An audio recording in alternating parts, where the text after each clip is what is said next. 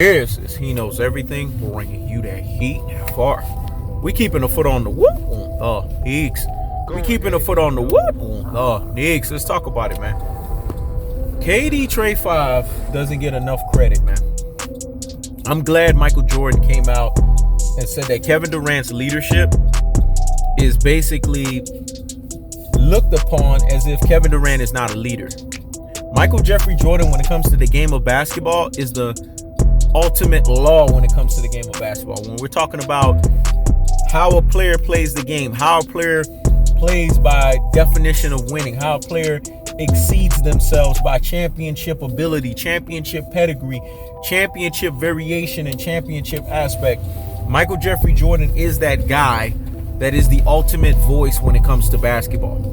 You're not going to find a voice more resounding, a voice more impactful, a voice more instrumental than Michael Jeffrey Jordan's voice.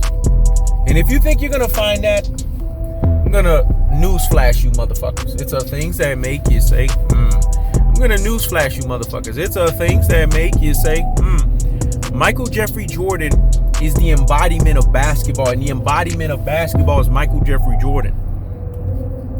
Kevin Durant is heavily underrated as a leader. When we think of leadership and we think of basketball, you have to ask yourself, what is a leader compromised of? What is a leader made up of? What is the leader's stock? It's all about winning. When you play the game of basketball, you play the game to win. You don't play the game for any other reason. And if anybody tells you that you're playing the game for any other reason, they are basketball casuals. They don't understand the sport of basketball. Basketball is a sport that requires attrition, law and attrition.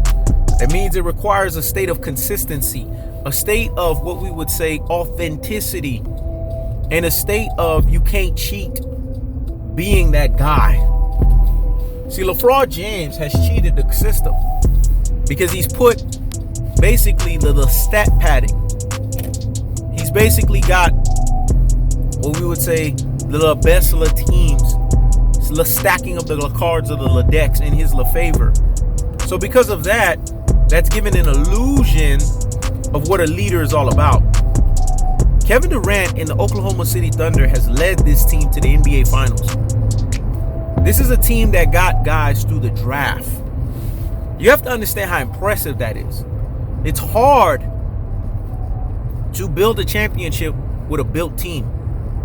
It's easy when the team is already ready-made. LeBron James has played with teams that have been ready fucking made. Kevin Durant, because of the fact that he was dealing with Russell Westbrook of Russville, he was in a precarious situation where he couldn't really push the button the way that he wanted to push it. It's not his fault. It's just the way the dice rolls. It's just the truth of the fact of the matter and the way that the game of basketball is affiliated, it's associated, it's appropriated, and it's basically what we would say in its most natural state. But when we look at Kevin Durant, we look at what he's made up of. We have to ask ourselves, him as a basketball player, him as a player that plays the game in a very basketball-filled way, that plays the game in a very dominating way, that plays the game in a very, what we would say, basketball attrition way. LeBron James is every bit the basketball player that he is not. Kevin Durant, on the other hand, is every bit the basketball player that he is. Case in point, when Kevin Durant played against LeBron James, they played against each other 3 times in the NBA Finals. Even the time that Kevin Durant lost to LeBron James, Kevin Durant proved that he was a nullifier. Kevin Durant proved that he was a difference maker. Kevin Durant proved that in the grand scheme of things, he was that problem for LeBron James. This man averaged 32 PPGs. This man basically shot well over 50%. The only reason why Kevin Durant didn't drop 50 points per game is because he didn't see the free throw line. If he would have saw the free throw line in his normal clip, Kevin Durant would average 50 PPGs. Can we say that about LeBron James? Can we talk about efficiency when we talk about LeBron James? Because efficiency is about what you're able to do in pressurized situations. See, there's stats, there's analytics, which is fucking stats. There's all that bullshit and that fuck shit. Because that's what analytics is. It's just stats. It's just like yoga. Yoga is just stretching. You just get basically paid for fucking stretching, right? Charles Barkley said these things, and Charles Barkley was evidently correct and evidently right in making these cardinal rules and cardinal points. Kevin Durant doesn't get enough credit for leading an Oklahoma City team that he had to deal with a Russell Westbrook of Runsville, hard-headed motherfucker for 9 years. Led this team to 2 Western Conference finals and NBA finals. That's impressive. That's unprecedented. And to do it when James Harden wasn't even fucking there too. That's unprecedented. It's impressive. So when we think of the game of basketball, we have to be honest with ourselves. We can't lie about the game of basketball, and we have to tell the truth about the game of basketball, because basketball has a truth that's associated behind it. We've seen Kevin Durant bail out Stephen Curry, a high-octane beta, aka alpha wannabe. Stephen Curry doesn't have Kevin Durant. After 2016, when LeBron James tombstoned him, we wouldn't be seeing no more NBA Finals from Stephen Curry. This is why Stephen Curry, just like LeBron James, is the most overrated basketball player the NBA's ever fucking seen. These two guys are the most overrated players ever. It's not even close. They're not generational talent. They're overratedness. Let me say it again. They're not generational talent. They are overratedness. And if people are being honest and calling a spade and keeping it real and keeping it a buck and keeping it 1,000, then they would be telling the truth here. Stephen Curry needed Kevin Durant to bail him out. That's why he had to basically say, look, I'm going to defer this team to Kevin Durant. Smartest move, smartest decision. Because if he didn't do that, he would have found himself in a precarious situation. He would have found himself not ever living in no damn NBA Finals ever again. So Kevin Durant bailed out Stephen Curry, not the other way fucking around. Because Kevin Durant could have been on any other fucking team. He could have been doing any other fucking thing else. But he was on that fucking team. And he was dominating like nobody's business. Do we want to keep on going? Do we want to keep breaking this shit down? Do we want to keep explaining the simple science that's associated behind this? Kevin Durant has also dominated LeBron James back-to-back him in these Golden State Warriors years. Kevin Durant has proven his worthiness. Kevin Durant has proven his certification. He's proven his authorization. He's proven his verification. He's proven his appropriation. He's proven his delineation and his validation as a basketball player. Because Kevin Durant has played the game the right way. He plays the game with a mindset of dominating basketball, of understanding pressurized situations, of understanding key pivotal moments, of understanding that when it's all said and done, he has to put the ball in his hands. He has to tell guys, get the fuck out of the way, and he has to live with the results. The real leaders, they take on pressure. LeBron James doesn't understand that. To be a real leader is to take on the accountability on all levels. This is why I laugh and I scoff when people say Kevin Durant is not an actual leader. Are you even paying attention to basketball? Kevin Durant has led the Brooklyn Nets to a second round. Impressive, unprecedented the way he did it. And he did this without Kyrie Irving. He did this without James Harden fully ingratiated and fully being there. Damn near took Milwaukee Bucks to 7 fucking games. LeBron James don't even know how to win one game. When he didn't have nobody against the San Antonio Spurs, this was his opportunity to prove that he was the chosen one. He became the frozen one. And when he did have people with the Miami Heat, with Dwayne Wade and Chris Bosh, he revealed himself once again as the frozen one. He nutted up. He nutted up.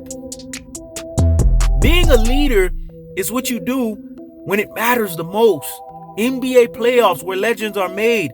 NBA finals where the pantheon of greatness is denoted. When I look at Kevin Durant's NBA finals, they hold way more fucking weight as a leader than LeBron James is asterisk. Let me say it again. They hold way more fucking weight as a leader than LeBron James is asterisk. There's an asterisk with every title that LeBron James has won. There's not an asterisk with Kevin Durant's titles because Kevin Durant lashed you up. He laced you up. He remelanged you. He put you on ESPN Top 10 Live. There's no denying what he did because he dominated on all levels. Go look at this 51-point game that Kevin Durant had. Go look at the level of efficiency he had both on the defensive side and the offensive side. This man is leading not only offensively but defensively. Do you realize that Kevin Durant can be the defensive player of the year this year? That's why I'm wondering, how the fuck is Kevin Durant not number one for MVP? Unless the NBA is looking at things from an unprecedented eyes. Unless offense is all they're looking at, because last time I checked, offense gets the glory, but defense wins championships. Kevin Durant is not only getting you the glory from the offensive side, but he's winning championships by playing defense. Basketball has become this offensive glory thing, when in actuality, basketball used to be a comprehensive thing. Woo, woo, woo. What I said was so deep and profound. Let me let that marinate in the corpus callosum and in the cerebellum. So hear me and hear me motherfucking well. Basketball used to be, and it is now, an offensive glory thing. Basketball used to be a comprehensive package thing. It used to be a stimulus package thing because you had to be two-sided. You had to be a Geppetto. That shit doesn't exist in the sport now. Those days are long gone. That's why when I look at a high-octane beta, aka Alpha wannabe and Stephen Curry, I laugh at that. I scoff at that. Maybe my basketball standards are too high, or maybe you motherfuckers can't keep up. Let me say it again. Maybe my basketball standards are too high, or maybe you motherfuckers can't keep up. I can't keep up. Because last time I checked, I'm looking at basketball as if now I have to dumb down. I will never dumb down my basketball knowledge. Not to accept no Stephen Curry. That's a one-sided pedestrian. He doesn't play fucking defense. Not to accept LeBron James. When was the last time LeBron James ever played defense? Kevin Durant is giving to you great exploits on both sides of the aisle, but he doesn't get credit for that. That tells you there's an erroneous problem. That tells you there's a fatal issue in the system. It tells you that there's something fundamentally wrong with the game of basketball. And you guys want to know what that is? Kevin Durant is not getting his just due. He's not getting the credit he deserves. Because if people are being honest with themselves and they're breaking this thing down to the simple science of what it truly is, then Kevin Durant should be looked at as the ultimate fucking gambit from a leadership standpoint. So MJ 2-3, Michael Jeffrey Jordan, the GOAT, is absolutely right. Kevin Durant is undervalued. He's basically severely underlooked as a leader. But this leader back-to-back LeBron James. Let me say it again. This leader back-to-back LeBron James. So what does that say about LeBron James? It's just like when Kevin Durant said, y'all call him King James. If y'all calling him King James, y'all got to call me the fucking emperor. He's absolutely right. So we need to reevaluate these things. We need to get basketball back to its standard. We need to get basketball to its original core. Because if we get it back to where it belongs, then we have to be honest with ourselves and tell ourselves cold-hearted, unadulterated, and cutthroat truth teller fashions. And what's that? That Kevin Durant is and has always been an ultimate leader, and he's the best basketball player in the fucking game of basketball, and it's not fucking close. That's the cold-hearted, that's the unadulterated, that's the cutthroat truth teller fashion. I keeps the foot on the what? On the X. I keeps the foot on the what? On the X. This is He Knows Everything. Checking out.